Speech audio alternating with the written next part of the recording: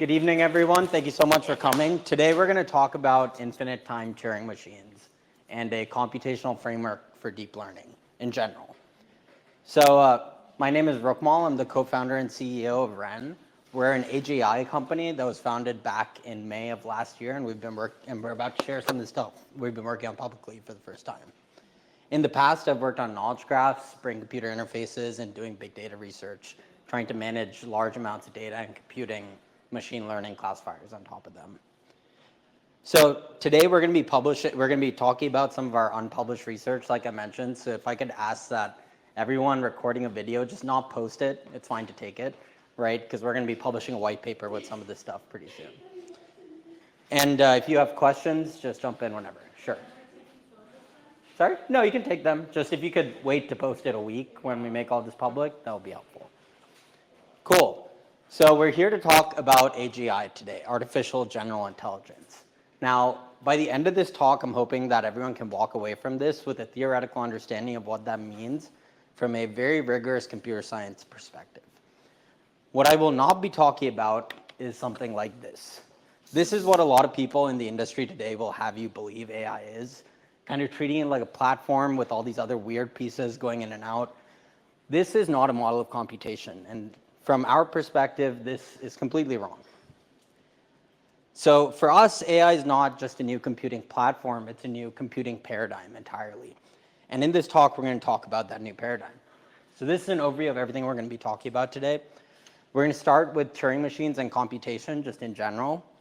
Then we're going to introduce and talk about infinite time Turing machines. And then finally, we're going to look at deep learning models as an infinite time Turing machine and kind of make some claims and statements about it.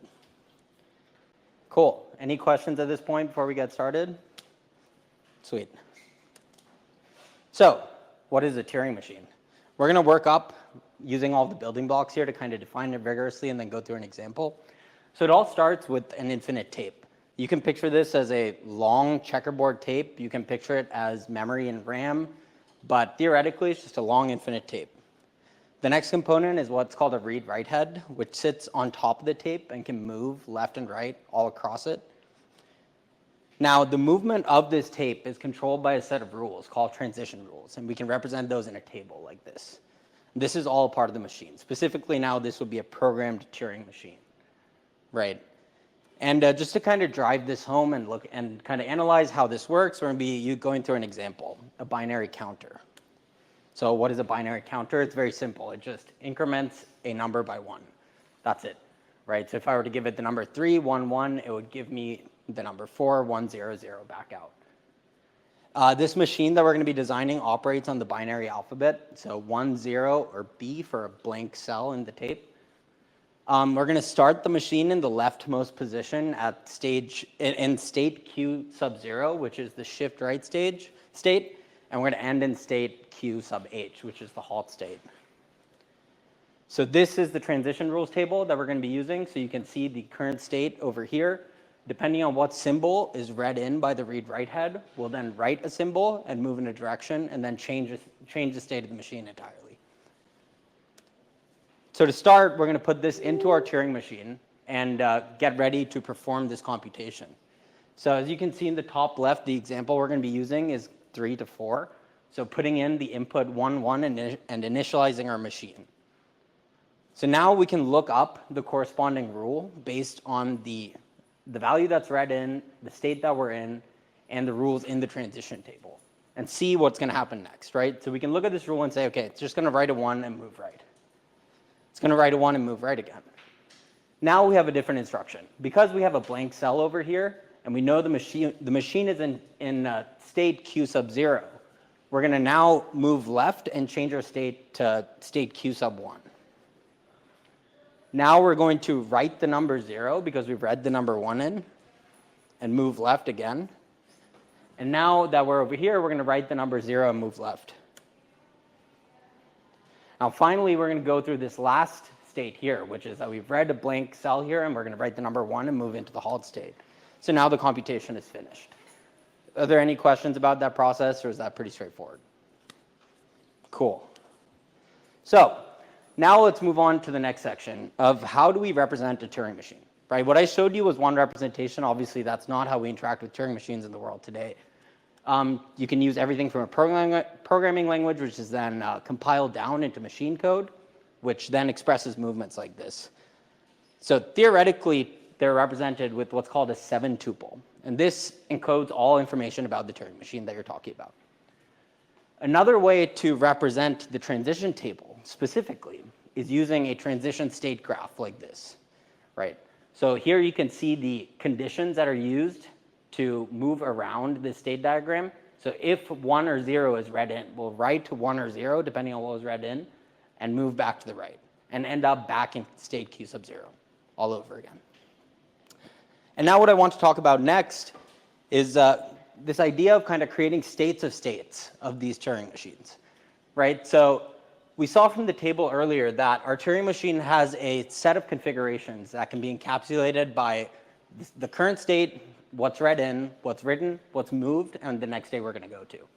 Now, what we're doing here in creating these states of states is labeling each of those unique configurations as their own entities and then treating them like states of themselves, except they're machine states at this point. They're not configuration states for a specific state in a machine.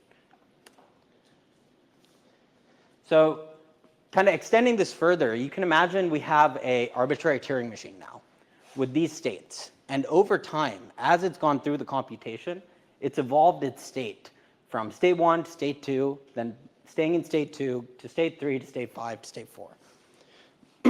And we can apply a time step to each of these to kind of analyze it like a time series or an evolving process. Now that that's out of the way, I'm going to talk a bit about the hierarchy of computation. So we were just talking about Turing machines, but they're not the only type of computation theory that exists in the world, right? There are many, many of them, and they lie on this spectrum of computational power. Below Turing machines, we have finite state automata and push-down automata, and there are a whole bunch more. But what's interesting to us is that there are actually theoretical paradigms that exist above Turing machines, specifically that of an oracle Turing machine and an infinite time Turing machine, which we're going to talk about next. So that's kind of an overview of computation and Turing machines. Are there any questions at this point? Cool. Now we're going to jump in and start talking about infinite time Turing machines. So just stay with me on this point when I say that they outperform Turing machines, right? So that raises the natural question of, okay, how do they do that, right? And the answer that I can give at this point is that they perform computations after performing a countably infinite number of steps of computation. Shoot. What does perform mean? They're able to tackle a class of problems in a higher complexity class, basically. So for a very strict computer science notion of the word perform. Right, and this statement was meaningless the first time that I read it. I'm assuming that it's kind of similar right now. So to kind of dive into this, we're going to walk through an example. Right, an example of calculating with infinity, and to kind of show that it's not that unnatural of a process. So what I have here is a rectangle. If I told you that the sides of this rectangle was 4 and 2, you could tell me that the area was 8 squared meters, right? Another way for me to calculate this area is to kind of bisect the area of this rectangle one by one. So we're going to start with one square over here. It'll have an area of 4. Go on to the next step. We'll have an area of 4 plus 2, so 6 in total. Do it again. We're going to end up at 7. Do it again. We're going to end up at 7.5, then 7.75, and you can see where this is going. Eventually, we will get back to the original area of 8 squared meters. But how many steps did we end up taking, right? This was an infinite computation that led to a finite outcome. And kind of continuing this notion of infinite computation, now we're going to talk about successor ordinals, which are a type of numbering, which is a type of numbering system that lets us index numbers beyond infinity, right? The regime that our infinite time Turing machine will be operating in. So going back to that example, imagine we had a machine that calculated area, right? We can represent its state at the first time step using S sub 1. Then as it takes more and more states, we can evolve that machine down this computation graph and have it step all the way out an infinite number of times to step S sub omega. The only difference here is that instead of using an infinite symbol, we're going to use the letter omega.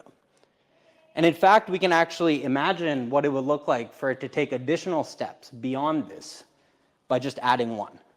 right? And this provides us with a notation for indexing time steps past infinity. And I think now we're ready to talk about the formal definition of an infinite time Turing machine, which is that it's a theoretical model that extends the operation of a Turing machine into the transfinite ordinal time domain, right? And transfinite ordinal time, like we looked at earlier, can be represented by these special successor ordinals. As you can see over here, it's computed with a limit. This is the theoretical definition. And remember this, another big thing that uses limits is backpropagation for deep learning. Transfinite ordinal time is omega, omega plus 1. Exactly. Right. So you index transfinite time steps with successor ordinals. So is like omega plus 1 like a mathematically controversial notion at all? Like that No. seems No, because you're embedding a countable infinity, so a smaller infinity and a larger infinity. Okay. Right. Just like how going back to the example over here, right? You could still take additional steps. It's just that the value added by taking an additional step, the change to your computation will be very small, right? So we treat omega as the limit, and then imagine taking further steps on top of that. Obviously, for this notion of computing an area, that's not that meaningful of a statement, but we'll get into yeah. The difference between this and like in this transfinite domain is this you counting up to omega, but you're talking about past. Yes. With additional time steps. Exactly. Exactly. Are you going to go over an example, I guess? Yeah. Okay. Well, we'll go over it in theory, right? So basically, what I'm trying to illustrate here is that it is possible to evolve. Sorry, let me jump back a bit. With this illustration over here, going into this illustration, what I'm trying to illustrate here is that there is a notion of iterating a machine to infinity, right? In the specific case I showed, there's no use or talking about going past infinity. But if I were to give you a computational structure that was capable of that, something like a graph, like a transition graph, or something like that, then that would suddenly become a useful concept. That kind of answer the question high level? We're going to discuss it some more. Cool. So that's the definition of an infinite time Turing machine. Now that you know how they operate, we're going to ask the question of why are they better than Turing machines in general, right? And again, the dictionary definition of why this is that they allow us to perform what are called hypercomputations that traditional Turing machines cannot. So what is a hypercomputation? Again, just to define it in a very general sense, they're computations that go beyond the limits of problems that Turing machines can solve. So theoretically today, a classic problem is the Turing halting problem. It can't solve its own halting problem. Now, what we are positing is that other computations in this class include computations that we use AI systems for today. Things like language understanding, like self-driving, like iterative reasoning, and so on and so forth. And the reason we've been unable to tackle these challenges with traditional Turing machines is because they're, by definition, outside the class of problems that can be computed with that architecture. Oh, where did my water go? Cool. So those are infinite time Turing machines. Are there any questions? Anything? Cool. So now we're going to talk about deep learning and kind of look at it through the lens of ITTMs. So this raises the question, the one that was alluded to earlier, is how do we represent machines at time infinity, right? What does it mean to have a machine that can be represented at time infinity? So if you recall, we can already express Turing machines today as either these state transition graphs, and we can also decompose them into more discrete states by treating machine configurations as states themselves and then having this concept of a machine state. We also know that we can represent these machine states over time and how they evolve with time through the computation itself, right? So we can represent that using a graph like this, for example. Now, what we are asserting is that a good representation of a system like this after the computation has been completed at time infinity from the perspective of this computation is to collapse these machine states that occur multiple times in sequence, right? So you'll have a collapsed machine state graph that hypothetically would look something like this, and it's probabilistic, right? The reason it's probabilistic is that we can load in multiple programs in this sense into the same graph, then treat each of these edge counts as probabilities, normalizing in the incoming and outgoing connections, effectively giving us this type of probabilistic transition graph of multiple machine states collapsed into one, right? Did that help answer your question a little?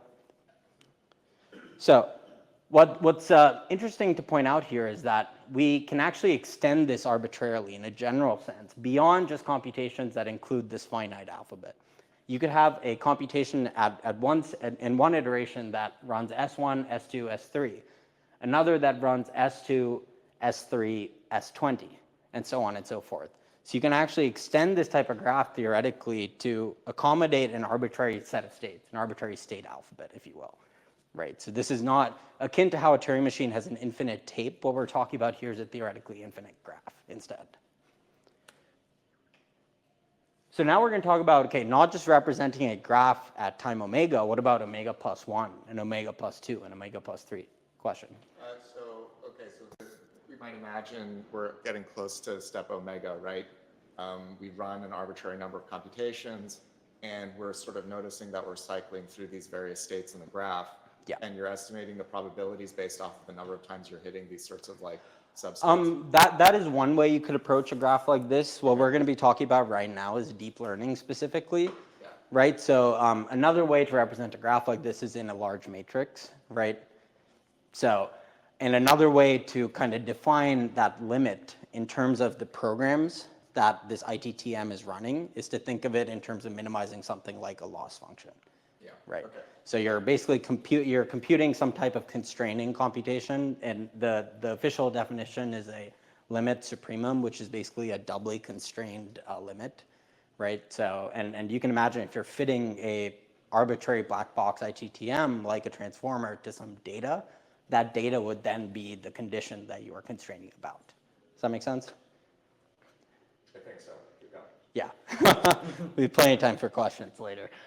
So anyways, back to this. So we just discussed that you can express a machine like this in this kind of abstract place, this time omega, using a probabilistic transition graph like this.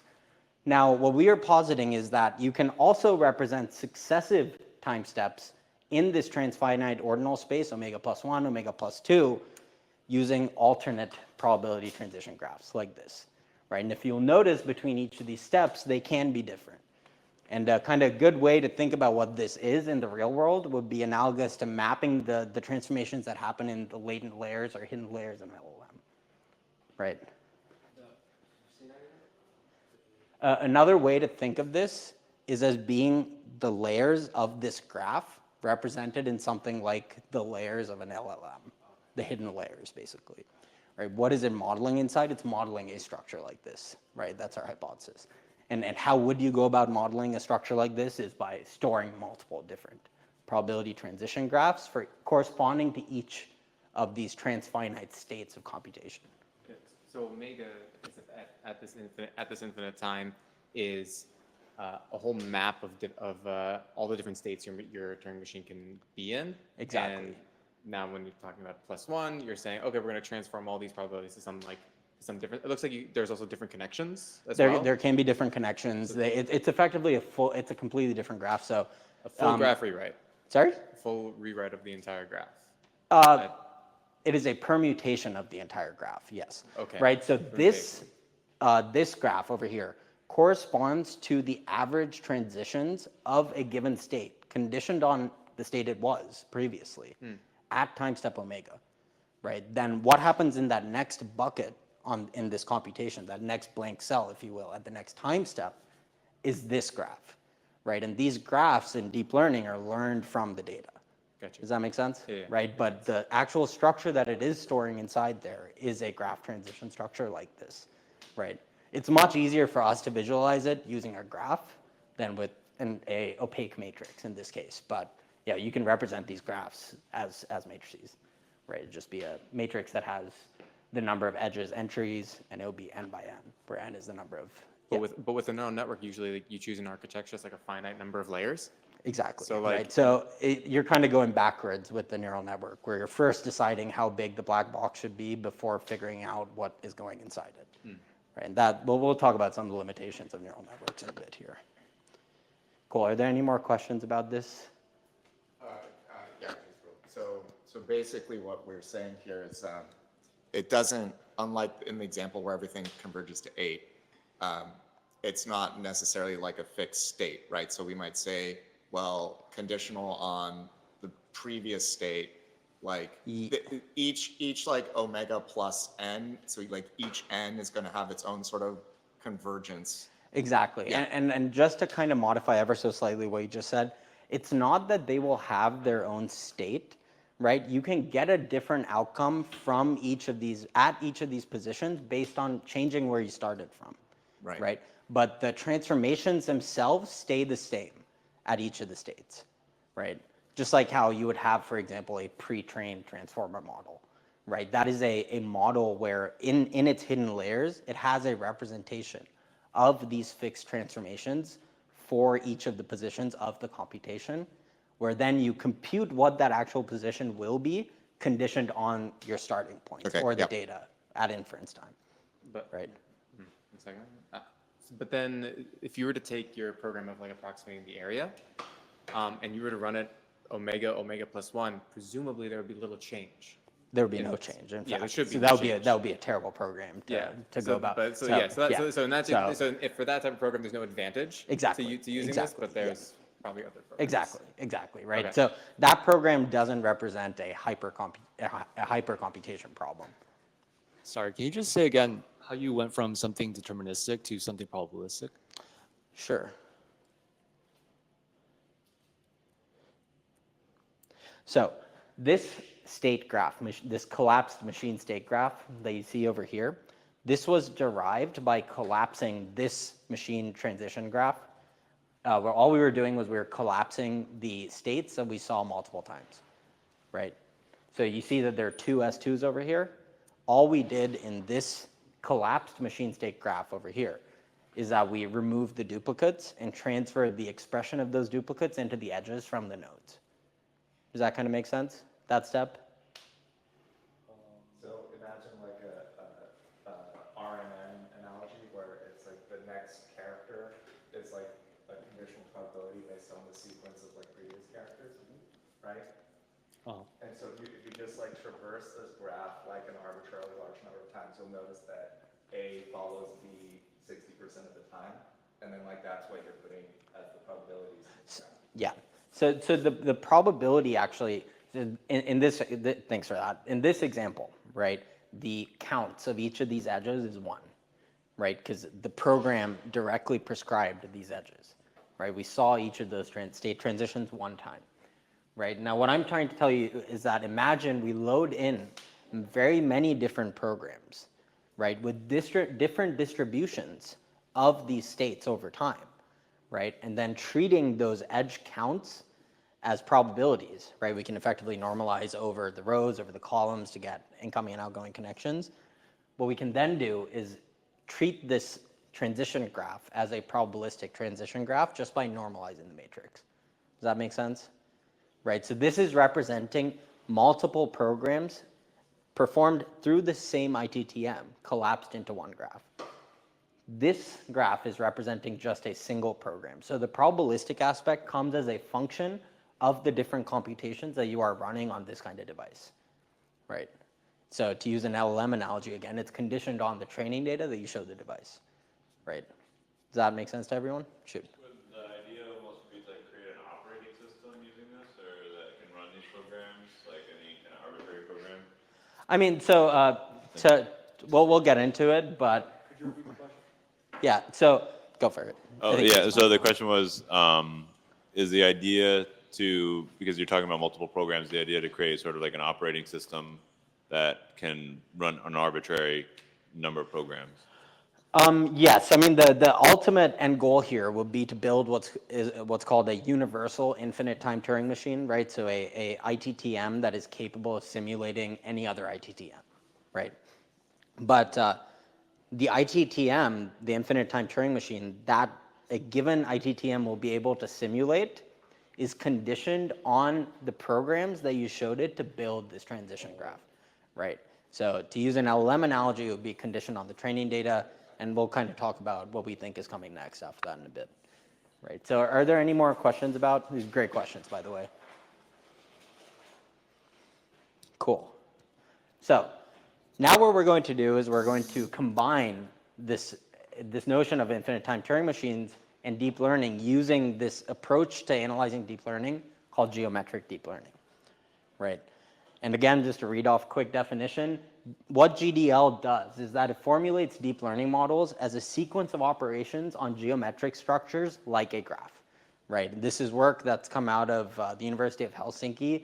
The guy that did this actually won the best paper talk at ICLR a few years ago and did the keynote and everything. It's a great talk.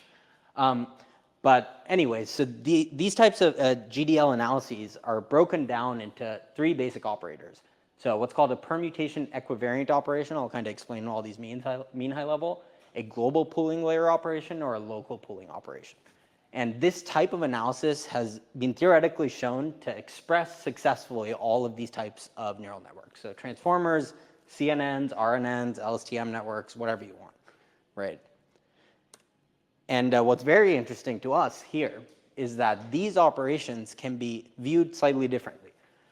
Another type of permutation equivariant operation that we've been talking about just now is a graph transition matrix. Those are permutation equivariant operations, right? And you can look at and use a global pooling layer and a local pooling layer together to encode routing operations from the graph. And an example of this is the attention block in a transformer, and we're going to talk about that in a bit here, right? So I'm just trying to tie together these 2 seemingly distant concepts to justify our case that deep learning models are in fact just infinite time Turing machine approximators, if you will. Cool. So to kind of get into this more, let's start by formulating an attention block with the constructs of deep learning, right? So this is, I'm going to be going through a significantly higher level version of the attention stuff if you guys have read the paper, just because what's important to us here are the broad strokes, not necessarily the specifics. So at a very, very high level, this is what an attention block is, right? It's a bunch of scaled dot product attention processes, which we then call multi-headed attention, followed immediately by a multi-layer perceptron, right? Now, to use the terminology, the phraseology of GDL, what we have is a global or local pooling operation, followed immediately by a permutation equivariant operation, right? Or to use the language of infinite time Turing machines, we have a search operation over the space of states, followed by a traversal operation through the graph at a given point in time, right? So we've effectively kind of unified our vocabulary and understanding of these concepts across very disparate parts of this, very disparate parts of the AI ecosystem, I should say. So now let's go one step further and ask, what happens when you formulate a deep learning transformer model, not just an attention block, as a GDL construct and as an ITTM construct, right? So I'm sure everyone's familiar with this. This is just the general formulation of a deep learning model, right? You have some input layers, you have an input layer, you have some hidden layers, you have an output layer. Now for transformers specifically, again, I'm leaving out bits and pieces here, but you would have an input layer, you would have some attention blocks, and you would have an output layer on the other side, right? For, again, transformers, we have a token, we have a bunch of attention blocks and output tokens, right? For an infinite time Turing machine, you would have an input state, a sequence of these search and traverse operations, and then an output state, right? Where the number of layers here would correspond to the number of transfinite ordinal steps you are taking in this computation, right? Or another way to look at it is the context window or the context length or depth of these types of computations. And this, I hope, should kind of give you an intuitive understanding of why transformers are so computationally efficient, right? We were looking at representations of graphs earlier. An important thing to understand about a transformer is that it is a fully connected graph, right? So the complexity of looking for what comes next is equal to the number of nodes in the graph squared, right? So we do that at each layer, just for the search operation. Then we stack those over and over and over and over again. So the total computational complexity of the attention blocks of a transformer work out to big O of the number of layers times the number of these nodes squared, right? And in this case, n is it's a virtual construct, if you will. In deep learning models, you don't actually set up nodes, right? So this n can actually change throughout the network, but intuitively, this should still make sense, just with the additional understanding that an LLM does sometimes become broader in the center, right? Cool. So now a quick review of infinite time Turing machines, geometric deep learning, and transformers. They operate in transfinite ordinal time, so they take advantage of these computing states that occur after the machine has mathematically already completed an infinite number of processing steps. They perform hypercomputations like language and other common AI tasks today. They index time steps using these successor ordinals, right? And that deep learning models are representations of infinite time Turing machines, right? And finally, transformer models are architecturally limited by scale, as we saw due to the underlying operation that's happening. So quick point of like, so you said it was O of n squared. Mhm. Like, is it though? I mean, is there these like matrix operations? So like, it's not quite clear to me that like moving from one layer to the next is like an n squared operation, right? It's like optimized in some way. I forget I mean, what the no, computational right? Because complexity if you is. were to multiply two matrices, Yeah. you still have to iterate through all combinations of all the entries in a matrix. That's, I'm Yeah, sure that you can I'm do. pretty sure that that's like one of the sort of advantages of the deep learning libraries is that it's not actually O of n squared. Like they have some sort of algorithm, I forget what it is, but it's less than O of n squared. But, okay, we can come back to No, I'm, that could be right, Okay, right? yeah. Just I'm sure you can pre-cache some of the stuff in the layers. There's definitely a whole bunch of optimizers. So that could be right at the implementation level. But fundamentally, prior to any optimizations that you're doing of the structure, the number of operations that you would have to do when you frame a deep learning model like this transition of graphs is that you have to inspect where you're going to go from every node to every other node in a transform model. I know that things like mixture of experts, there's a whole bunch of other approaches here that you can imagine are segmenting this graph, right? Thus reducing the total number of computations. But under the hood, if you treat n like the number of nodes in this graph, and you, at this point, just roll with me that deep learning models are in fact representing these types of graphs, then this is the number of computations you have to do to figure out where you're going next. Yeah, number of operations is actually squared. Number of operation is actually squared, but you can parallelize this computation into multiple nodes. But you will still make the squared amount of computations. Okay. Maybe I'm wrong. There's like a bunch of conceptual transformations you were going through. Like one was Turing machine states, and then sort of representing all these states as a graph. And then the extended analogy is you can represent a graph as a matrix. And it feels like the then like transitively like connecting this with deep learning that like a weight is actually an individual weight is actually like you're making this connection that it's a state in the Turing machine. Not necessarily. I would say more that a embedding that you actually arrive at from the training data represents a state. Okay. Right. It's not a clean representation in a deep learning model because of how they're constructed. Right. But I don't believe that it's every weight just because of how the key value query. Or maybe another thing I should phrase is like the weights matrix is the whole program. Yes. Is the whole program that's loaded into the ITTM, or is that the conceptual mapping? The weights at inference. Yeah. Well, I don't know. I should have had a picture up. Yeah. so you Like could well, point to that, I'd say like but- conditioned on all the training data that. Right. So that it was let me trained just run through the Sure, operations. yeah, No. There are no more slides, so you can just jump in. But basically, when you train an LLM, right, you are constructing this representation of the graph in the hidden layers, right? And you train it by passing in weights, correcting on those weights with backpropagation. You iterate over and over again in this limit style operation, right? The number of tokens that you process per attention block is one of the possible state positions of the machine, right?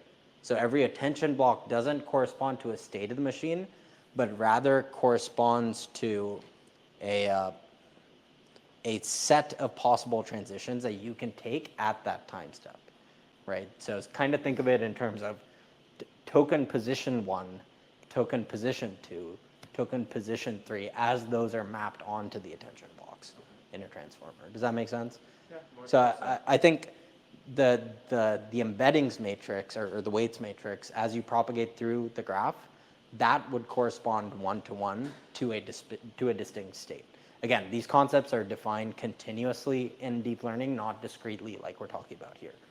And like, and one more thing. So like in an MLP, when you're doing like a matrix multiplication from your input data, you're doing like through individual Just a steps of traversal. time. Like Exactly. you're transforming your one graph into the other. Exactly, right? You're transforming your representation of where you are in the graph, conditioned on the training data to the second graph, right? Does that kind of help clear it up?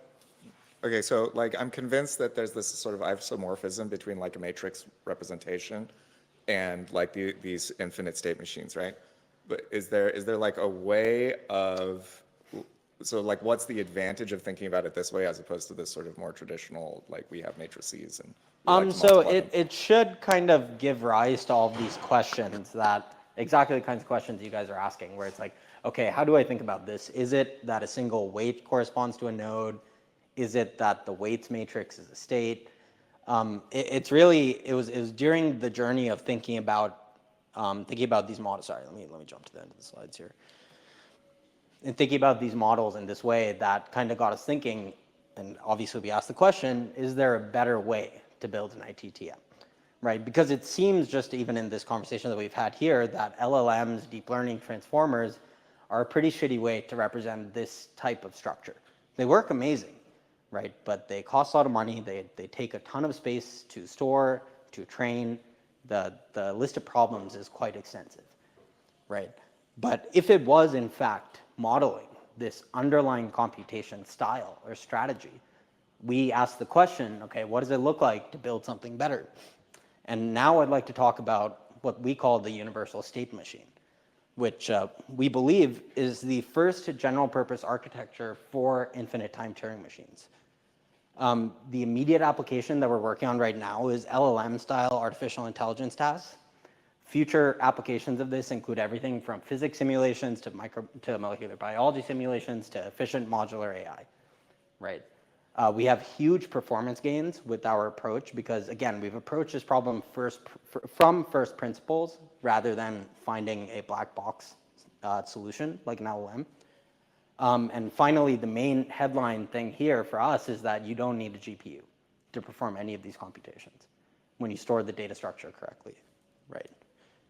So just to give you guys some performance metrics from initial tests, the inference speed that we're seeing in our USM models is about 100,000 frames per second on my IBM ThinkPad consumer laptop. It costs $1,500. We have an inference efficiency of about 2 × 10⁻⁴ watt-seconds per frame. So that's how many watt-seconds it's spending per token output. And again, this is assuming max power consumption by my laptop. The training complexity is O times the number of edges times the log of n, number of nodes. Shoot. I don't think you defined what a frame is. Oh, sorry. Think for a USM, a frame is to the USM as a token is to an LLM, right? So it's a single output from the machine. And finally, the training speed for us is in seconds, minutes, and hours. But to kind of ground this, what we're going to look at next is a Llama 70 billion parameter model running on the brand new NVIDIA B200. So this is just a bit of a comparison. This chip costs $40,000 and it runs Llama at 10,755 tokens per second. The power expenditure, again, on this purpose-built chip is still 1 watt-second per token, right? And the training complexity is much, much higher, particularly because of this square term. This isn't what we talked about earlier, right? And finally, the last thing I'd like to touch on is kind of some of the inference capabilities of the system that we're working on right now, and that's the complexity difference. So what you have here in yellow is the complexity of inference for an LLM. The dotted line represents just linear time complexity, and the orange line represents the complexity of our synthesis algorithm when you represent an infinite time Turing machine with graphs instead of matrices. Cool. And with that, I'd like to jump to questions and say thank you, everyone, for coming. It's been great. You look like you have a question. So, I mean, if I'm understanding this last thing here, like you should basically be in the running for like a Nobel Prize or something. I don't know about that. Am I not putting two and two together?